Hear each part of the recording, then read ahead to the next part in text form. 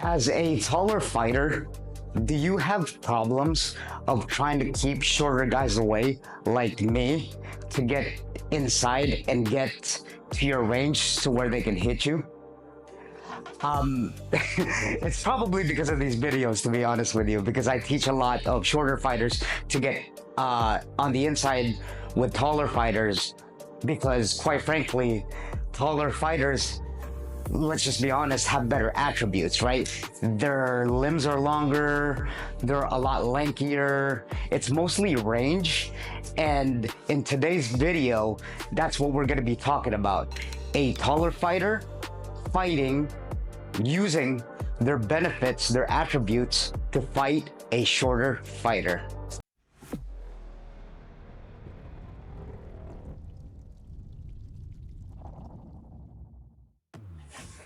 So back when I started fighting, as I mentioned, as a shorter fighter, I stand at about 5'5". I had a really hard time fighting taller fighters. It's not that they're way taller than me. It's not like they were 6 foot, but even at a 2-inch advantage where they got longer limbs and they're a lot taller, so it's harder to hit their head, I had to formulate a plan to be able to get in distance, to be just able to hit them.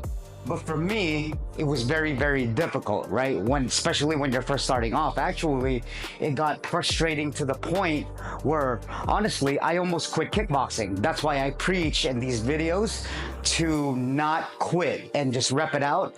And you're probably going to hit a plateau, but if you keep going with it, and if you keep problem solving, then eventually you're going to figure it out. So these are for my taller fighters. Mostly everyone that I spar is pretty much taller than me. But for the ones that I do coach, and I coach them to get on the inside, it kind of made me think a little bit. And now I formulate a plan for the guys that are shorter than me to get into range against taller fighters. So say if someone was even a little bit 3 inches shorter than me, right? And when I coach them up in fighting, as I'm talking, I start to realize these things. That's why I love coaching so much, because I start to realize and plan out and pretty much make strategies for them to get in range within these taller fighters so that they can throw their combinations, their leg kicks, and really do some hardcore damage. So mostly when I'm coaching taller guys, the first thing I say is you have to pop the jab, throw the jab, is pretty much what I'm saying. In boxing, it is your range fighter. And even though kickboxing is different, even though your legs tend to be longer, and I've adjusted that, which I'll get into, even though your legs are longer, the jab to me is still king. It's still the #1 tool that I use to keep shorter fighters out of range. So the reason why the hands, I tell my taller fighters to use the jab, to pop the jab, is because the jab is so versatile, meaning it has a lot of different use to keep them out of range, to get someone from coming on the inside. So what I mean is that if I was, say even with this bag, if they were this tall, even if they were this short, right? All I'd really do is throw basic jabs at them, right? Because as they come in, #1, it disrupts the rhythm. Now, I'll be talking about this on another video because rhythm is so important. Rhythm, timing, distance, range is something that you learn in the advanced stages of your kickboxing journey. You'll learn a little bit of it and you'll get a little bit of an understanding of it when you first start kickboxing, but then all those tools particularly the one that we're talking about, range as a taller fighter is a huge one. All right, so just pop your basic jab like this, boom, right? Look again, boom, right? And look where I'm punching at the range right here. The reason is that when he starts coming forward, you can actually stop him just with that jab. See, that's why I like about fighting, because it truly is an IQ sport. The jab doesn't have to hurt your opponent. It could stop them at their tracks where they have to reset, and then they have to start over again, pretty much, right? It gets them out of rhythm, and then they have to square back up with you, and then they have to try to go inside again. So right here, just for starters, I'll pop the jab, right? And then guys, don't pop the jab at like this range where your arm is bending, like you don't have a frame there. You want to pop the jab at the very end of your punches like this, right? You kind of want to do this. It takes some time and practice, but then you want to do this first as your range finder, right? As I mentioned in other videos. And then you want to start popping it as they try to head move, because the shorter fighter, I know, like me, is going to try to do head movement, and then I'm going to try to feint and get on the inside. That's why the jab is so powerful when you're trying to get them out of range, because you're hitting them at the end of your punches, and knowing that you're a taller fighter and knowing that you got longer arms, well, the guy can't reach you. Yes, there's kicking involved, but it takes a lot of time to pop that kick instead of popping a quick jab, right? So here, boom, boom, boom. Now, the second step you want to do with a jab is that you just don't want to stand there, right? I'm just showing you the basics from my last demonstration. I was just standing there popping the jab like this, but you want to actually move around. You want to move laterally. You don't just want to move forward or backward. You want to move from side to side, right? And not only from side to side, I'll explain this again. This video deserves another explanation because there's so much detail into it, is that you want to kind of circle. You see? You want to circle. You see that? How I'm constantly circling here, and then I'm getting closer and closer to the camera, which means, yes, absolutely, like I mentioned, move laterally, like here, from side to side, back and forth, mix it in with the back and forth like traditional Muay Thai fighters do, because usually Muay Thai fighters, they're not trained to like kind of move their head and move side to side. They just like to stand and bang. So in this case, since we are, kickboxing, and then the guy is a shorter, much shorter pressure fighter being the key, is that he's going to try to come inside, like I mentioned. So the best thing to do, so this is what it's going to look like, right? If I'm shadow boxing this, I'm going to go boom, boom, boom, boom, forward, boom, boom, boom, backward, and then circle off to the side, right? So I'm constantly having my hand out here to stop them from their tracks, right? It's gonna pop their head.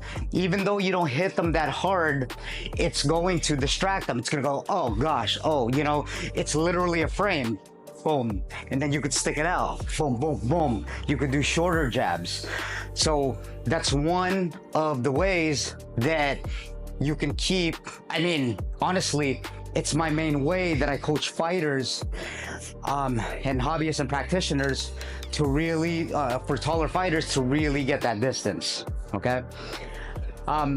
Before I move on, guys, if you haven't done so yet, and if you're liking this video and getting value out of it so far, please like this video, subscribe to the channel if you haven't done so yet, and please share this with anyone that wants to take up the art of kickboxing, or if they've been doing it for a while. What I like to do in these videos is that now, since I've built up from these videos from just your basic jabs, I like to talk about the certain nuances and specific details now, since we are pretty much in the advanced stages, to be honest with you. And these moves seem so simple, but now we're in the advanced stages. Also, check out my podcast. It's a martial arts self-improvement podcast, mindset podcast, where you could get a lot of value in yeah, just like this, and you got high-level fighters talking about their experiences and their mindset, even not even in just competition, even in the practice room, right? Like we're doing now. So go check that out. It's Chris_Sicat, youtube.com/Chris_Sicat. I'll link the show links down below. Okay. So the second thing I want to talk about to keep shorter fighters in range is, of course, the teep, right? In kickboxing, your biggest tool are your legs, or your longest tools are your legs, okay? I want to go back and mention I like the jab because, look, you don't have to stay in one spot. To wear the teep, which I'll show you on the bag here, I'll show you right here. Look, when I throw the teep, right, I can't move. You see, I have to stay, I have to plant my feet, and then I'm on one foot, and then I have to throw the kick. I literally can't bounce around and then, you know, throw that kick. I mean, I guess if you have 3 legs, or if you're super talented, but either, you know, you can keep them range with the lead teep, which is right here, and I prefer that, to be honest, because it's the closest part. It's the closest to them, right? So your lead teep is closer to your opponent, so you can really get the teep off really quickly. So again, if you want to learn the teep, watch my other videos on that. I got videos on that. It's a push kick teep, all right? It's what it's called. So over here, look how quick this is, right? And what I'm gonna do, just like the jab, even though I can't teep while I'm going laterally, that's what I'm gonna do. I'm gonna teep first and then move from side to side, back, forward to back, circle around to try to avoid the shorter fighter from coming in, okay? So again, boom, look, I'm moving. After each teep that I hit him with, again, it disrupts the rhythm, okay? That's the whole point, is disrupting the rhythm until they get tired, or until you find the opening to get a combo off yourself, okay? So again, here. See, I'll shadow box it here. Back and forth, back and forward, circling around, right?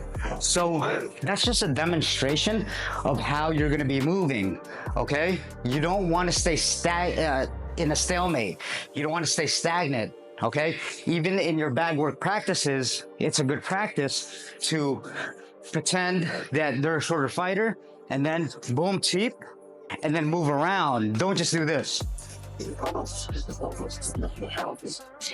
If you were doing it for technique and to work on your technique for the actual move, which is the teep, then yeah, you can, because I never like to say never. But I formulated a habit, and this is the standard now for the people that I coach, is they have to move even when they're hitting on a heavy bag. And for you guys out there that don't have training partners, and even if you don't have a bag and you're shadow boxing it, don't just do this,